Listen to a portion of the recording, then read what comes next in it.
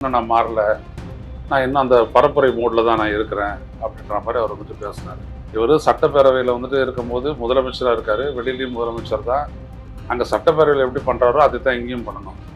சட்டப்பேரவையில் வந்துட்டு அப்படியே அமைதியாக இருந்துட்டு இங்கே பொது மேடையில் வந்துட்டு இங்கே வந்துட்டு இந்த மாதிரி ஒரு பொதுக்கூட்ட மேடையில் இப்படி பேசுறது அப்படின்றது ரொம்ப இம்மெச்சூர்டாக இருந்தது. என்னமோ அவர் வந்துட்டு அந்த பழைய மோட்லேயே தான் இருக்கிறார், எலெக்ஷன் மோடுன்னு பிரச்சார மோடு, அதிலேயே தான் அவர் இருக்கிறார். வரப்போற இடைத்தேர்தல்ல உங்க வீட்டில் இருக்கிற ஒருத்தரை தான் வேட்பாளரா நிக்க வைக்க போறோம். நீங்க எப்படி இந்த விஜய்க்கு ஆதரவு கொடுத்து ஓட்டு போட்டு ஜெயிக்க வச்சீங்களோ அதே மாதிரி வரப்போற இடைத்தேர்தல்ல உங்களுடைய அந்த வேட்பாளரையும் ஜெயிக்க வைப்பீங்கன்ற நான் முழுமையாக தான் நம்புறேன். சட்டம் ஒழுங்கு இவ்வளவு குறுகிய காலத்துல இவ்வளவு மோசமடைஞ்சிச்சு. அது காரணம் என்னன்னா போதைப் பொருள் கலாச்சாரம் தான். அதை வந்துட்டு முந்தைய அரசு கட்டுப்படுத்த தவறி விட்டது, அந்தாண்ட பொருளாதார. ஸோ இது என்ன அப்படின்னோம்னா, நீங்க என்ன இந்த 21 நாள்ல நீங்க என்ன முடிவு எடுத்தீங்க? ஒரு ஊரு விடாம ஒரு தெரு விடாம போதைப் பொருள் கலாச்சாரம் அப்படியே ஸ்ப்ரெட் ஆகி கொட்டி கிடக்குது. அது அப்பவே இனிஷியல் ஸ்டேஜ் அதை நீங்க கண்ட்ரோல் பண்ணியிருந்தீங்கன்னா இத்தனை பெண்களை இழக்க வேண்டிய ஒரு சூழ்நிலை ஏற்பட்டிருக்குமா? அந்த ரசிகர் மன்றத்தில் இருக்கும்போது இவங்கெல்லாம் பிளாக்ல விற்று அவங்க டிக்கெட் விற்று அப்படிதான் பார்த்தவங்க. ஸோ அந்த ருசி தான் இப்போ அவங்க எதிர்பார்க்குறாங்க. ஸோ இதெல்லாம் மறைக்கிற மாதிரி அவருக்கு என்ன தேவை அப்படின்னோம்னா, ஸ்டாலின் தேவை. ஸ்டாலின் ஒரு தீய சக்தி என்ற அது இப்போது தூர்ந்து போச்சுன்ற அந்த சக்தி. ஏன்னா உனக்கு எதிராக அவங்க வந்து நடவடிக்கை எடுத்தாங்க, உங்களை பதவியில் ஏற்க விடாமல் அவங்க தடுத்தாங்க. ஐயோ என்னதான் பண்ணாங்க அந்த 5 நாள்ல 6 நாள்ல அப்படிலாம் சொல்றீங்க.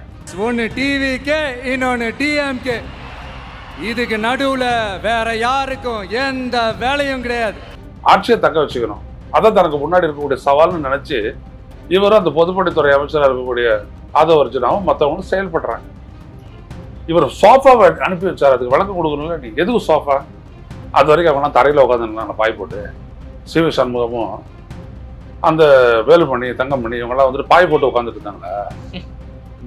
சோஃபா அனுப்பி வைக்கிற திமுகவும் மற்றும் பலரும் ஒன்னா சேர்ந்துகிட்டு திருட்டுத்தனமா பேரம் பேசி கூட்டு சேர்ந்து ஆட்சி அமைச்சு கொள்ளையடிக்க திட்டம் போட்டாங்க. விஜய், உங்களுக்கும் உங்களுடைய கட்சியும் கட்சிக்காரங்க எதுவுமே தெரியாது, உங்களுக்கே தெரியாது. மக்களுக்கு மட்டும் தெரிஞ்சு என்ன இருக்க போகுது? மக்கள் இப்படிதான் ஓட்டு போட்டாங்க அப்படின்றதான் கேள்விக்குறி.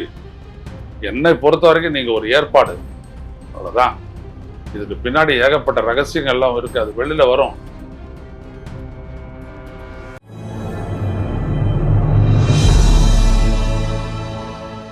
தமிழ் நியூஸ் நேரல் காண்போம். இன்றைய சிறப்பு நேர்காணலில் நம்மோடு இருந்திருப்பவர் மூத்த பத்திரிகையாளர், அரசியல் திறனாய்வாளர், மரியாதைக்குரிய திரு ஐயநாதன் சார். சார் வணக்கம். வணக்கம் சார். முதலமைச்சர் விஜய் முதல்ல அரசியல் பேச்சு கிட்டத்தட்ட ஒரு 20-23 நிமிடங்கள் பேசினாரு. ஸோ எப்படி இருந்துச்சு? உங்களுடைய எதிர்பார்ப்புகள்லாம் எப்படி இருந்துச்சு? அவருடைய அட்ரஸ் எப்படி இருந்துச்சு? ஆமாம், உள்ளபடி எனக்கு எதிர்பார்ப்புகள் இருந்துச்சு. ஏன்னா இப்போ நம்ம ஒரு புதிய விஜயை வந்துட்டு பொது மேடையில் பார்க்க போகிறோம் அப்படிதான் நான் நினச்சேன். ஆனால் அவர் வந்துட்டு என்ன பண்ணார், இன்னும் நான் மாறல, நான் இன்னும் அந்த பரப்புரை மோடில் தான் நான் இருக்கிறேன் அப்படின்ற மாதிரி அவர் வந்துட்டு பேசினார். இவர் சட்டப்பேரவையில் வந்துட்டு இருக்கும்போது முதலமைச்சராக இருக்கார், வெளியிலையும் முதலமைச்சர் தான். அங்கே சட்டப்பேரவையில் எப்படி பண்ணுறாரோ அதை தான் இங்கேயும் பண்ணணும். சட்டப்பேரவையில் வந்துட்டு அப்படியே அமைதியாக இருந்துட்டு இங்கே பொது மேடையில் வந்துட்டு இங்கே வந்துட்டு இந்த மாதிரி ஒரு பொதுக்கூட்ட மேடையில் இப்படி பேசுறது அப்படின்றது ரொம்ப இம்மெச்சூர்டாக இருந்தது. என்னமோ அவர் வந்துட்டு அந்த பழைய மோட்லேயே தான் இருக்கிறார், எலெக்ஷன் மோடுன்னு பிரச்சார மோடு, அதிலேயே தான் அவர் இருக்கிறாரு, மற்றபடி வேற ஒன்றும் இல்லை. கொஞ்சம் அதாவது மறுபடியும் அந்த ஆக்ரோஷ நடிப்பு தான் நடிக்கிறாரு ஒழிய இதுக்கெல்லாம் என்ன அர்த்தம் இருக்குது அப்படின்றத அவர் பார்க்கவே இல்லை.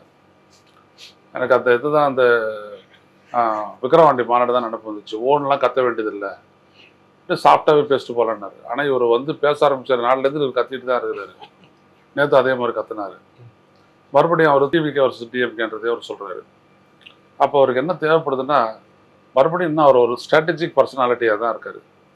அதாவது எல்லாத்துக்கும் வந்துட்டு காரணம் வந்துட்டு திமுகன்னு மக்கள் நம்ப வைக்கணும். திமுக தான் இந்த தமிழ்நாட்டுக்கு வில்லன்னு நினைக்க வைக்கணும். அவர் வில்லன் அப்படின்னா தான் நம்ம ஹீரோவாக முடியும். வில்லனை காட்டாமல் நீ ஹீரோவாக முடியாது. அப்படிதான் அவர் வந்துட்டு போயிட்டு அந்த கன்க்ளூஷன் தான் எல்லாத்துக்கும். ஸ்டாலின் சட்டம் ஒழுங்கு இவ்வளோ குறுகிய காலத்தில் இவ்வளோ மோசமடைஞ்சிருச்சு. அது காரணம் என்னன்னா போதைப் பொருள் கலாச்சாரம் தான். அதை வந்துட்டு முந்தைய அரசு கட்டுப்படுத்த தவறி விட்டது, அந்தாண்ட போடுறாரு டப்புன்னு. ஸோ இது என்ன அப்படின்னோம்னா, நீங்கள் என்ன இந்த 21 நாளில் நீங்கள் என்ன முடிவு எடுத்தீங்க? இந்த மாதிரி முன்னாடி இருந்த சிஸ்டம் தான் இன்னைக்கு இருக்குது. அதே போலீஸ் ஃபோர்ஸ் தான், அதே உள்துறை அமைச்சகம் தான், அதே ஆட்கள் தான், அதே இன்ஸ்பெக்டர் தான், அதே எஸ்ஐ தான், அதே போலீஸ் ஸ்டேஷன் தான். அப்போ நடந்தது என்னது? அப்போ அங்கே ஒன்று இங்கே ஒன்றுமா நடந்ததுக்கு நீங்கள் ஒவ்வொன்று கத்துறீங்க. இப்போ எங்கே பார்த்தாலும் நடக்குது. இன்னைக்கு கனிமொழி சொன்ன மாதிரி கிட்டத்தட்ட 50-60 கொலைகள், 101 பாலியல் வன்கொடுமைகள், அதில் 61 பேர் இளம் பெண்கள், கொஞ்சம் குழந்தைங்க. அப்போ இதுக்கெல்லாம் உங்களால பதில் சொல்ல முடியலல்ல. நீங்க பதில் சொல்ல வேணாம். அந்த சிஸ்டம் ஏன் ரெஸ்பாண்ட் பண்ணல? ஒரு ஆட்சி மாற்றம் ஏற்பட்ட உடனே பொதுவாக அந்த ரவுடிசம் எல்லாமே பார்த்தீங்கன்னா கொஞ்ச நாள் வேடிக்கை பார்க்கணுவாங்க. எப்படி இருக்குது கட்டுப்பாடலான்ட்டு. தலைமைச் செயலகத்திலே பட்டா கத்தியோட அலையிறதெல்லாம் பார்த்தோம். வீடியோக்கு விஷுவல்லாம் வந்திருக்கு. விஷுவலாக வந்திருக்கு. இப்போ இங்கே பார்த்தீங்க அப்படின்னா அவனும் எடுத்துட்டு போறான். அதுவும் உயிர் கொடுத்த மாதிரி இருக்கா சார் விஜய் ஆட்சி வந்த உடனே இந்த ரவுடிகளுக்கு, இந்த சட்ட ஒழுங்கு? ஆமா, அப்படிதான் நீங்க வந்துட்டு ஒரு கன்க்ளூஷன் இன்ஃபரன்ஸ் அப்படிதான் வருது. நீங்க நல்லா பாருங்க. இவர் வந்துட்டு என்ன சொல்றாரு, அந்த ஊழல் செய்யறது அப்படி இப்படிலாம் இருந்துச்சு அப்படின்னா அதை எரேஸ் பண்ணுங்க அப்படின்றாரு. அவன் என்ன பண்றான், தாவேகாரன் என்ன பண்றான், போய் இந்த பாரு ஒரு செங்கல் சோடையும் சரி ஒருத்தர் மாசத்துக்கு 1 லட்ச ரூபாய் எனக்கு கப்பம் கட்டிக்கணுன்றான். ஓ சொல்றான். கட்சி விட்டு நீக்கிட்டாங்க இவங்க. அவன் பண்றான். அதே மாதிரி பல அத்துமீறல்கள் எல்லாம் பார்த்தீங்கன்னா தாவேகாவினர் ஒவ்வொரு நாளும். இதெல்லாம் நான் எந்த தொலைக்காட்சி பார்க்குறேன்னா, எந்த தொலைக்காட்சிகள் விஜயை தூக்கி பிடிச்சி விஜய் அப்படின்னாலும் அவங்க தான் இதெல்லாம் சொல்லிட்டு இருக்கிறாங்க இப்போ. அப்புறம் இன்னொரு இடத்துல பார்த்தீங்கன்னா போயிட்டு மிரட்டுறான். அவனுடைய அர்த்தம் என்னன்னா, வா என் ஆஃபீஸுக்கு வந்துடு, மாதம் மாதம் கொடுக்க வேண்டிய கல்லாவை கட்டிடு, இல்லை அப்படின்னா நான் உன்னை விட மாட்டேன் அப்படின்றது தான். எவ்வளோ மிரட்டா பேசுகிறான் தெரியுங்களா அந்த ஆள். அப்போது விஜயனுடைய கட்டுப்பாட்டுக்கு உட்பட்ட கட்சி அது ஒரு கிடையாது, அதுவும் கொள்கையும் கிடையாது.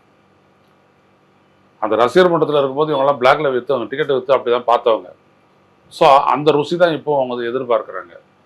ஸோ இதெல்லாம் மறைக்கிற மாதிரி அவருக்கு என்ன தேவை அப்படின்னோம்னா, ஸ்டாலின் தேவை. நீ ஸ்டாலின் ஒரு தீய சக்தின்ற, அது இப்போது தூர்ந்து போச்சுன்ற அந்த சக்தி. ஏன்னா உனக்கு எதிராக அவங்க வந்து நடவடிக்கை எடுத்தாங்க, உங்களை பதவியில் ஏற்க விடாமல் அவங்க தடுத்தாங்க. ஐயோ என்னென்ன பண்ணாங்க அந்த 5 நாளில் 6 நாளில் அப்படிலாம் சொல்கிறீங்க. அப்புறம் ஏன் பதவி ஏற்றவொன்னு நீங்கள் போய்ட்டு அவரை பார்த்தீங்க முதல்ல? ஏன் இவ்வளோ மோசமான ஒரு ஆள், இவ்வளோ மோசமான ஒரு கட்சி, இவ்வளோ மோசமான ஒரு ஆட்சியை தந்தாங்க, ஆட்சி மாற்றம் நிகழ்ந்து உங்களை வச்சுட்டாங்க, அப்புறம் அவர்கிட்ட போயிட்டு ஆசீர்வாதம் அவங்க எடுத்துக்க கட்டாயம் உனக்கு என்ன இருக்கு? அது ஒரு நாகரிகமான ஒரு அரசியல். என்ன நாகரிகம் அதுல? என்ன அப்போசிஷன் பார்ட்டி நீங்க விவரிக்கிறதுல ஸ்டாலினுக்கு நாகரிகம் தெரியாதவன் அப்படின்ற மாதிரி நீங்க விமர்சிக்கிறீங்க. சாருன்ற மரியாதையோட சரியா போச்சு. அதுக்கு முன்னாடி அங்கிள்லாம் சொல்லிட்டு இருந்தீங்க. நான் என்ன கேட்கறேன்னா, அப்படிலாம் விமர்சிச்சுட்டு முதல்ல போயிட்டு அவரை பார்க்கறதுக்கான காரணம் என்ன? அப்போ இவருக்கு எதுவுமே இல்லை, ஒன்னே ஒண்ணுதான். அந்த எம்ஜிஆர் காலத்துல என்னன்னா சொல்லுவாங்க, ஒண்ணு எம்ஜிஆர் மேல என்ன குற்றச்சாட்டு கலைஞர் சொன்னாலும் மக்கள் ஏத்துக்க மாட்டாங்க, நம்ப மாட்டாங்க அப்படின்வாங்க. இவர் அதே மாதிரி இவர் என்ன பண்றாரு, தான் மேல அவருடைய குற்றச்சாட்டை அப்படி திசை திருப்பி ஸ்டாலின் மேல தட்டி விடுறாரு. அவரு ஸ்டாலின் தான் ஒரே எதிரி தமிழ்நாட்டுக்கு, ஒரே சேவியர் தான் தான் விஜய் தான் அப்படின்ற மாதிரி வச்சுட்டு மக்களை மடுங்கடிக்க பார்க்குறாரு. இது மக்கள் ஏற்றுக்கணும். மக்கள் ஏற்றுக்கிட்டாங்கன்னா நீங்கள் வெற்றி வீரன், மக்கள் ஏற்றுக்கல அப்படின்னா நீ புண்ணாக்க காலி. இவ்வளோதான் கன்க்ளூஷன். சட்ட ஒழுங்கு பிரச்சனைகள் கூட நீங்க அந்த பாயிண்ட் அவுட் பண்ணீங்க. அதுல கூட முந்தைய திமுக ஆட்சி ஒழுங்கா நடவடிக்கை எடுக்கல, சந்துக்கு சந்து வீதிக்கு வதி வந்து போதைய கலாச்சாரம் தலைவிரித்தாடுது, இதுக்கு நானா பொறுப்பேற்பேன் அப்படின்ற மாதிரி அவர் வந்து பேசியிருக்கிறாரு. இப்போ இது ஏதோ ஒப்பிட தோணுது அப்படின்னா, பாஜக அரசின் மீது ஏதாவது ஒரு விமர்சனம் வச்சிட்டோம் அப்படின்னா, நேரு செஞ்ச தப்புங்க இது, ஏன் என்கிட்ட போய் கேட்குறீங்க அப்படின்னு சொல்லி 50-60 ஆண்டுகளுக்கு முன்னாடி ஆண்ட ஜவஹர்லால் நேரு மீது பாஜகவினர் விமர்சனம் முன்வைப்பாங்க. அதே பாண்டில சளைக்காம திரு விஜய் அவர்கள் இதுக்கு நான் காரணம் இல்ல, ஸ்டாலின் சார் தான் காரணம் அப்படின்ட்டு. ஒரு ஆட்சியாளர் அப்படின்றவன் யாரா இருந்தாலும் ஆட்சியாளர்கள் ஒரு பத்திரிகையாளர்களுக்கு தகவல் கொடுக்குற அளவுக்கு அவங்களுக்கு வந்து விவரம் தெரிஞ்சிருக்கணும். விஜய்க்கு எதுவுமே தெரில. இந்த 21 நாள்ல அவர் கத்துக்கிட்டது என்ன? அது ஒண்ணுமே கிடையாது. வரும்போது என்ன சொன்னாரு, கஜானா காலி, எல்லாம் தொடச்சி வச்சுட்டாங்க. பதவி ஏற்று ஒரு 10 செகண்ட் ஒரு 10 லட்சம் கோடி கடனு. அப்ப இவ்வளவு நாள் எப்படி ஆட்சி நடந்துட்டு இருக்குது? எங்க இருந்து 2000 கோடி அவங்களுக்கு வந்து கடன் தள்ளுபடி பண்ணீங்க? எங்க இருந்து அதே திட்டங்கள் எல்லாம் நீங்க தொடர்றீங்க? எங்க இருந்து சேலரி கொடுக்கப்பட்டது? ஸோ இவர் அதான் சொல்ல வர ஒன்னே ஒன்று, திமுக மோசமான கட்சி. அவங்க பரம்பரை, மன்னர் பரம்பரை, அந்த அர்ஜுனால பேசுவாங்க அது மாதிரி. அப்புறம் தீய சக்தி இப்படியெல்லாம் சொல்றீங்க. நீங்க வந்துட்டு இந்த போதைப் பொருளுக்கும் முன்னால் இருந்தவங்க தான் காரணம், அவங்க சரியா தடுக்க தவறிட்டாங்கன்னு நீங்க சொல்றீங்களா, உங்களுடைய காவல்துறை சொல்லுதா? அதே காவல்துறை தானே இப்பவும் இது ஐயா எம்ஜி தேவசகாயம் தான் என்கிட்ட கேட்டார். ஆட்சி மாற்றத்துக்கும் சிஸ்டத்துக்கும் என்ன சம்பந்தம்னு கேட்டார். The system is going to remain there and it is to take care of things. அப்போ ஒன்றுமே அப்போல்லாம் சாதாரணமாக இருந்தது, இப்போ பார்த்தீங்கன்னா பரவாயில்ல நடக்குது, என்ன காரணம் அப்படின்னு என்கிட்ட கேட்குறாரு. நான் சொல்ல எனக்கு புரியலைங்க அப்படின்னு. இல்லை நடக்கக்கூடாது அப்படின்றாரு அவர். அப்போ இந்த ஆட்சியை பொறுத்த ஒரு இம்ப்ரெஷன் கிரிமினல்கள் பற்றியில் என்ன அப்படின்னா, இது ஒன்றும் கிடையாது, இதாலும் ஒன்றும் செஞ்சிட முடியாது, அதே மாதிரி போலீஸ் ஃபோர்ஸை கண்டி அவங்களுக்கு பயம் இல்லை அப்படின்ற மாதிரி தான் என்ன வருது. போதைப்பொருள் கடத்தலை பொறுத்த வரைக்கும் நம்ம தொடர்ந்து சொல்லிகிட்டே இருக்கோம். மோடி சொன்ன காலத்தில் இருந்துட்டு நார்கோட்டிக்ஸ் கண்ட்ரோல் பெறும் அப்படின்னு என்சிபின்றது தான் நோடல் ஏஜென்சி. அவங்க வந்துட்டு பார்த்தீங்கன்னா ஒரு மாநில அரசனுடையும் ஒரு மாவட்ட அளவில் இருந்துட்டு மாநில அளவில் இருந்துட்டு நாட்டு அளவில் வந்துட்டு பல்வேறுபட்ட குழுக்களை வச்சுக்கிட்டு அவங்க வந்துட்டு இதை தடுக்கிறதுக்கான முயற்சிகள் எல்லாத்தையும் ஈடுபடுறாங்க. அதுதான் narcotics drugs seized and destroyed அப்படின்னு 8th August 2023 இது ஹோம் மினிஸ்ட்ரியிலேருந்து நான் எடுத்த ரெக்கார்ட்ஸ். இவ்வளோ மெட்டீரியல்லாம் வந்துட்டு ஹோம் மினிஸ்ட்ரி தான் இருக்குது, எவ்வளோ சீசரு எங்கெங்கெல்லாம் பண்ணாங்க அப்படின்றதெல்லாம். அப்போது நீங்கள் இதெல்லாம் எதுவுமே இப்போ நீங்கள் போலீஸை கேட்டிங்கன்னா சொல்லியிருப்பாங்க, ஏன்னா நடவடிக்கை எடுத்துருக்குறோம், எவ்வளோ கஞ்சா கைப்பற்றிருக்கிறோம், எவ்வளோ வந்துட்டு இந்த மாதிரி பல்வேறுபட்ட போதைப் பொருட்கள்லாம் நான் எப்படி எவ்வளோ சீஸ் பண்ணியிருக்கிறோம், அது எப்படி நடக்குது, எப்படி தடுக்க முடியாது, எங்கே இருக்குது பலவீனம் அப்படின்றதான் சொல்லுவாங்க. நீங்கள் அதெல்லாம் விட்டுட்டு எக்ஸ்ட்ரப்பராக நீங்கள் வந்துட்டு ஒரு சினிமா டைலாக் அடிக்கிற மாதிரி பேசுகிறீங்க. It is not only immaturity but also diverting the people's attention from the truth fact. உண்மையை சொல்கிறது மக்களை திசை திருப்புறது எல்லாம் ஸ்டாலின் தான் காரணம். ஏன்னா அது வந்துட்டு இவருடைய ஒர்க் அவுட் ஆகிட்டு இருக்குது. இவருடைய அந்த விர்ச்சுவல் வாரியர்ஸ் வந்து சொல்கிறாங்க எல்லாத்துக்கும் ஸ்டாலின் தான் காரணம், எல்லாத்துக்கும் ஸ்டாலின் தான் காரணம் அப்படின்றது செட் ஆகிடுச்சு. ஆனால் இது உங்களுடைய வர்ச்சுவல் வாரியர் சொல்கிறது வந்துட்டு மக்கள்கிட்ட எடுபடுமா மிஸ்டர் விஜய்? மக்கள் அந்த மாதிரி இருப்பாங்களா? மக்கள் ஆள தெரியாதவன் கோணல்ன்றான் அப்படின்ற மாதிரி உங்களை அப்படியே டம்ப் பண்ணிட்டு போயிடுவாங்க. என்ன பண்ணு ஒரு முறை உங்களுக்கு வந்துச்சுன்னா போச்சு அந்த இம்ப்ரெஷன் காலி. அதுக்கப்புறம் நீங்கள் என்ன பண்ணாலும் மீள முடியாது. அதனால பி ட்ரூத்ஃபுல், உண்மையாக இருக்க பாருங்க, அவ்வளோதான். தற்கூரின்லாம் சொல்லிட்டு இருந்தாங்க. இந்த மக்கள் பாருங்க, இந்த மக்கள் தான் உங்களுக்கு வந்து தக்க பாடம் புகட்டிருக்காங்க, கேள்விக்குறியாக்கிட்டாங்க உங்க அரசியலையே, இன்னமும் மேலும் கேள்விக்குறியாக்குவாங்க அப்படின்ற மாதிரி சொல்றாரு. திரு மு க ஸ்டாலின் தான் குறிப்பிடுறாரு போல தெரியுது. ஏன்னா அவர் குளத்தூர்ல தோல்வி அடைஞ்சிருக்கிறாருங்கிற அடிப்படையில எப்படி பாக்குறீங்க?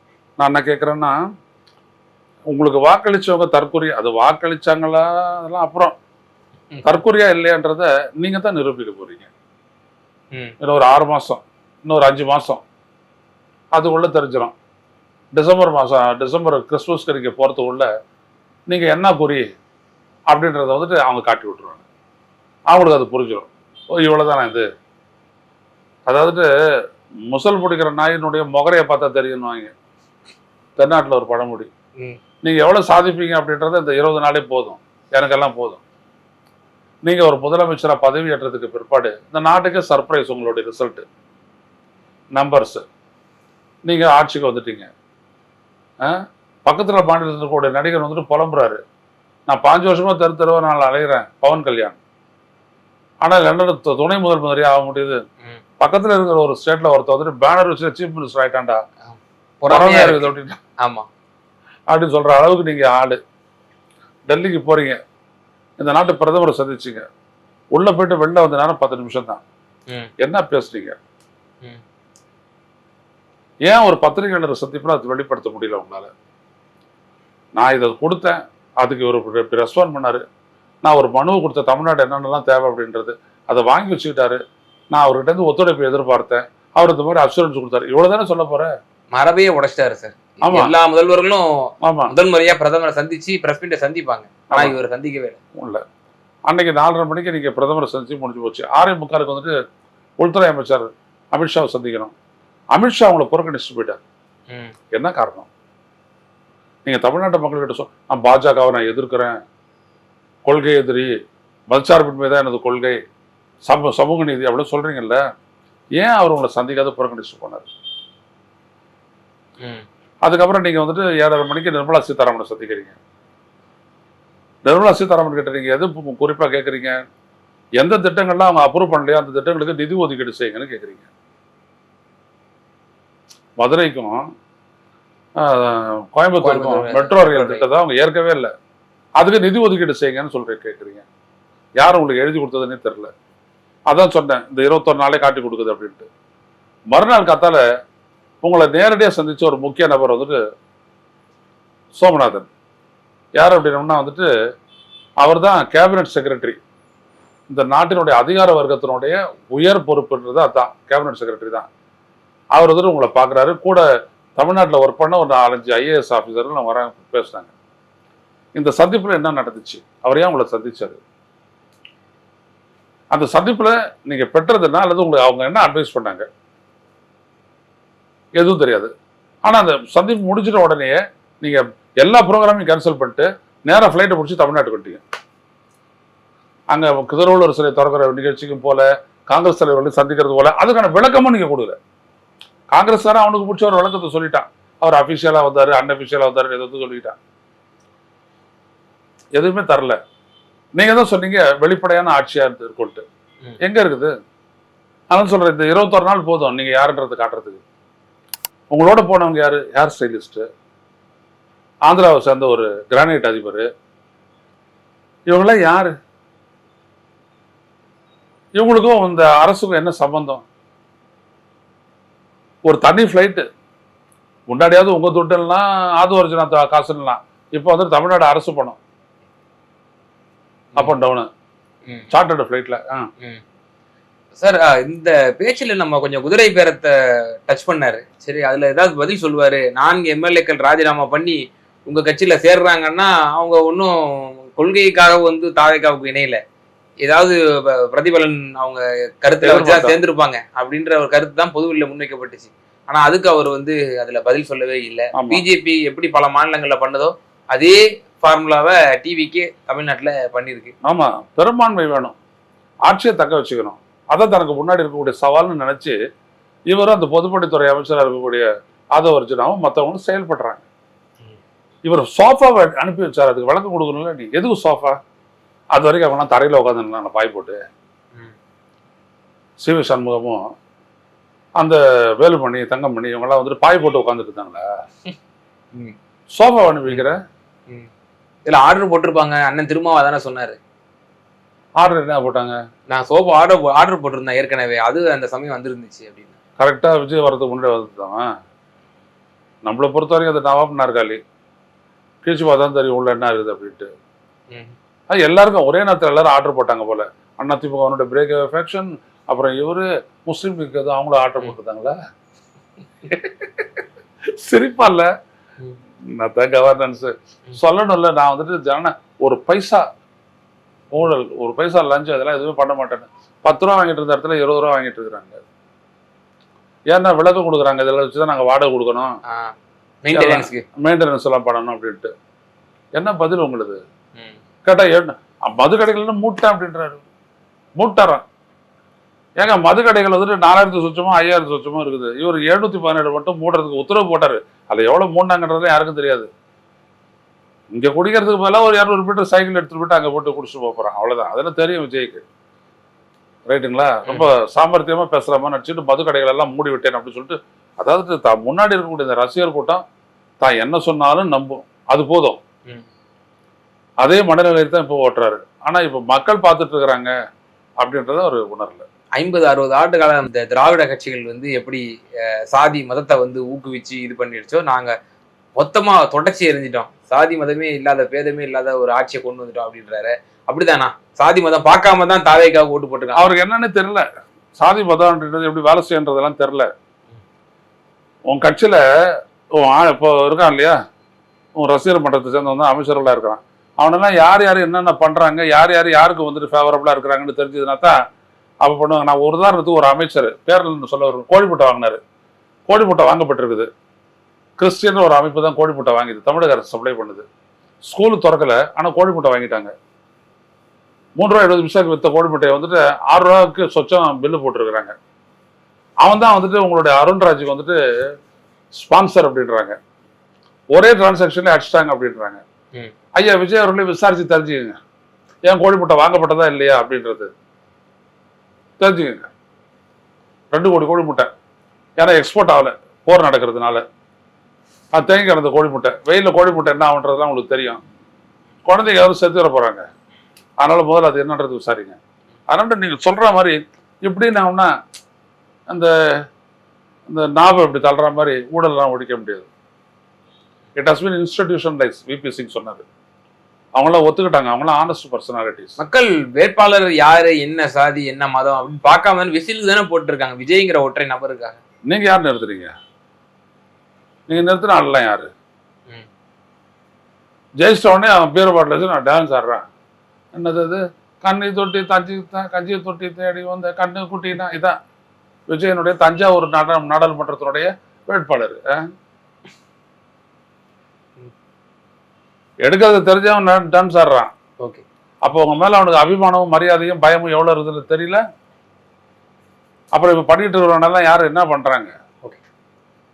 அதனால விஜய், உங்களுக்கும் உங்களுடைய கட்சியும் கட்சிக்காரங்க எதுவுமே தெரியாது, உங்களுக்கே தெரியாது. மக்களுக்கு மட்டும் தெரிஞ்சு என்ன இருக்க போகுது? மக்கள் இப்படிதான் ஓட்டு போட்டாங்க அப்படின்றதான் கேள்விக்குறி. என்னை பொறுத்த வரைக்கும் நீங்க ஒரு ஏற்பாடு, அவ்வளவுதான். இதுக்கு பின்னாடி ஏகப்பட்ட ரகசியங்கள் எல்லாம் இருக்கு. அது வெளியில வரும், உங்களுக்கு தெரியும், நீங்க சொல்றது இல்லை, இவ்வளவுதான். ஏன்னா நீங்களே இந்த வெற்றிகள்லாம் எதிர்பார்க்கலையே. எதிர்பார்த்தேன்னா 4ஆம் தேதி நீங்க ஆஸ்திரேலியாவுக்கு டிக்கெட் போட்டிருப்பீங்களா? அதனால எல்லாம் ஏகப்பட்ட விஷயங்கள் இருக்குது. பார்ப்போம், பொதுவாக பண்ணுவோம்.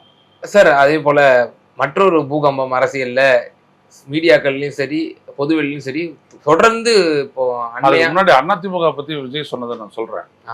நீங்க வந்துட்டு பார்த்துருக்க, உங்களுக்கு எல்லாம் வேலை எல்லாம் ஆயிப்புன்னு, இதுக்கு மேல ஏதாவது ஒன்று ஆச்சுன்னா அதுக்கப்புறம் கம்பெனி பொறுப்பு இல்லை அப்படின்னு சொல்றாரு. அதாவது வாங்கிட்டு வராங்க இவரு.